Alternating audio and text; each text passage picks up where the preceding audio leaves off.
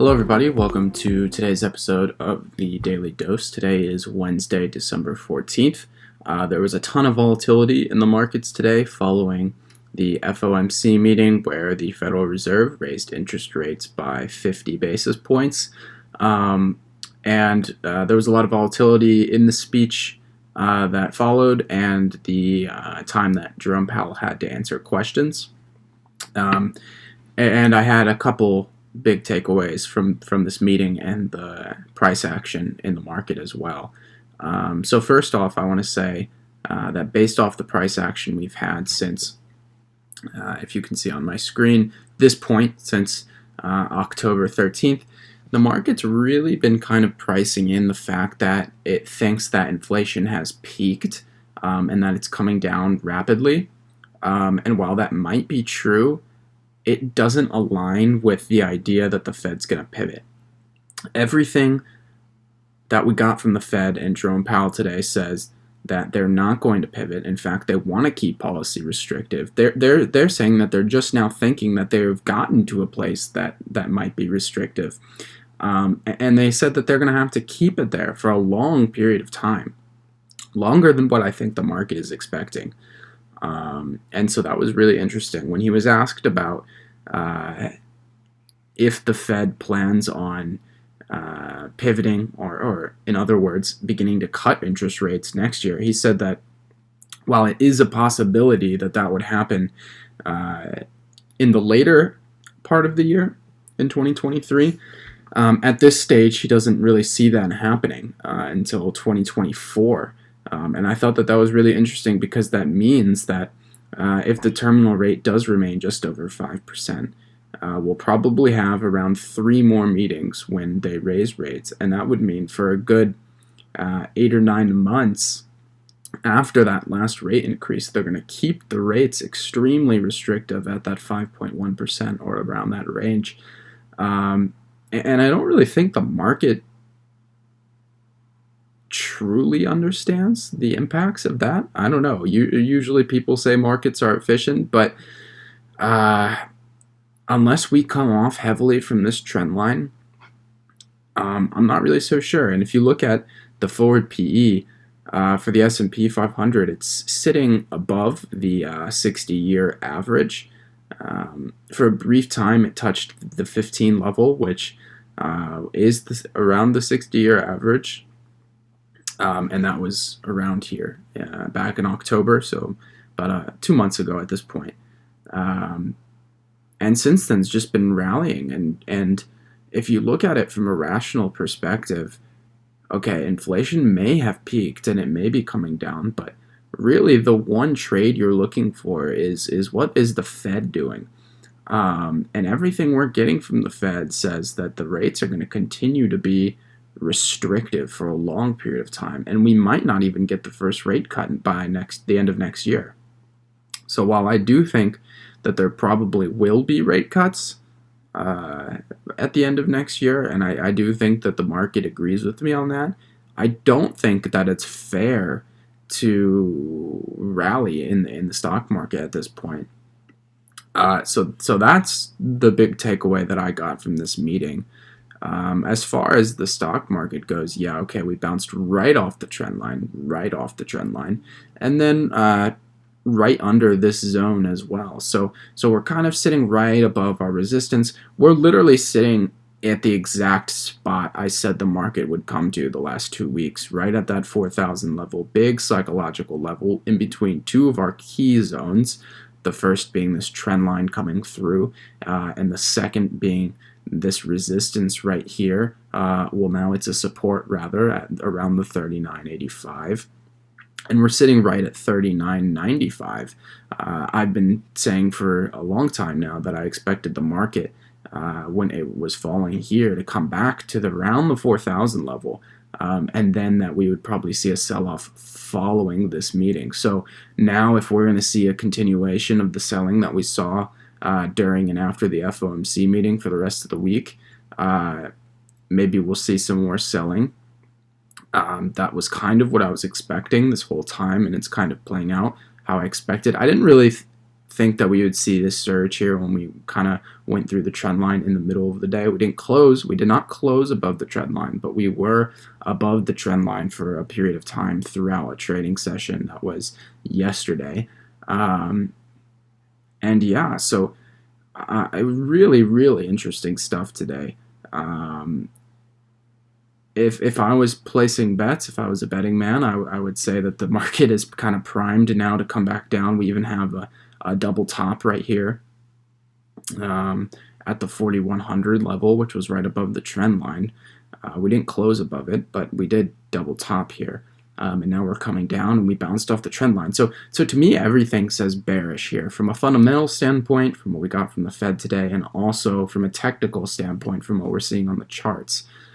So I think that's really, really, really important. As far as the projections for the federal funds rate, it actually is slightly higher now. It's just over 5%. It was around 4.6%. And I think that's important. I think it's important to kind of digest what he was saying about how there's still a lot of work left to do on inflation. There's still some things in the CPI report that are rising that he did say that he expected to have a better hold on by this time.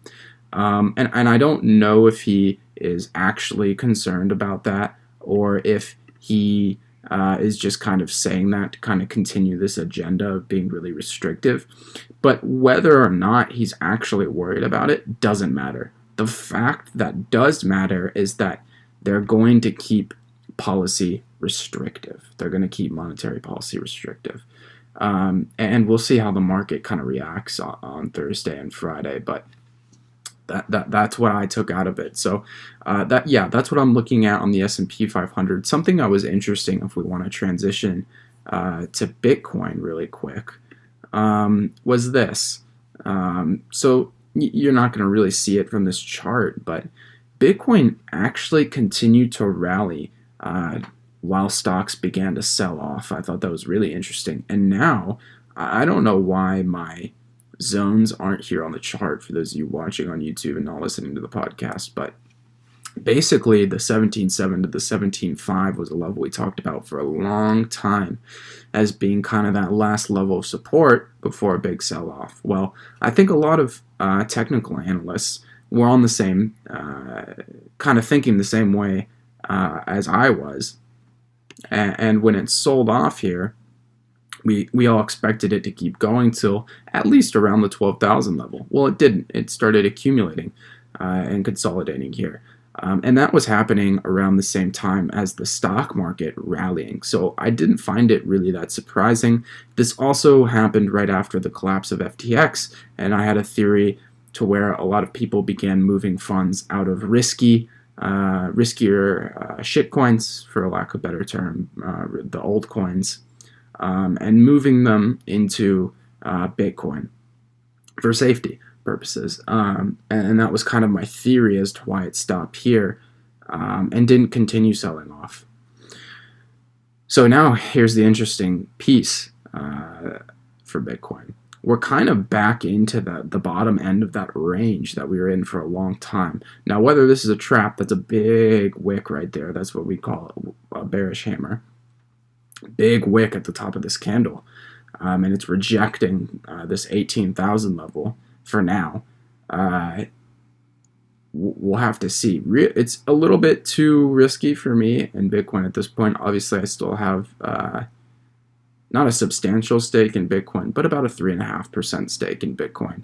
And I'd be looking to increase that if Bitcoin continues to move down to the 12,000 or to 10,000. I'd like to increase that to about 5%.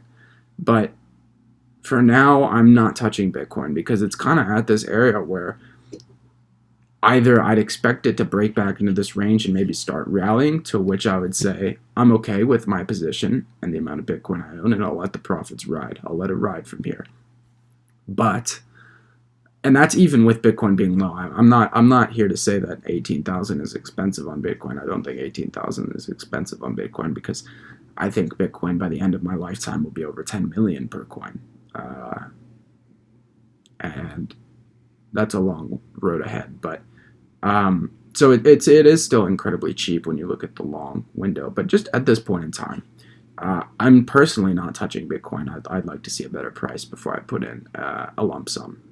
So that's what I'm looking at on Bitcoin. It's a lot more cloudy on Bitcoin than it is on the stock market. Let's go back to the S&P 500 real quick before we close out. But it's a lot more clear what's happening on the market here. I think we're about to roll back over finally into that next leg downwards. I mean, typically the markets don't actually bottom out until around 2 months after the Fed begins to cut interest rates. And at this point, we don't even think that, or as far as the Fed is concerned, they don't even think they're going to start cutting rates by the end of next year. So it could be, technically, it could be 14 to 16 months before the market actually bottoms out. So I don't think it's irrational to expect a next leg down or even expect new lows in the stock market. In fact, I've been keeping an eye on the 3250 as a potential next quote unquote bottom in the stock market, at least for the near term. So that's what I'm looking at. That's pretty much the gist of what happened today. The Fed was also talking about those super tight labor markets, all that stuff. But really what you need to know as far as price action and fundamentals in the stock market, it's all right there. So I do appreciate everyone watching and listening to this episode. If you liked it, please subscribe on YouTube and follow wherever you listen to podcasts. It would help grow the channel and would mean a lot to me. So thank you for that.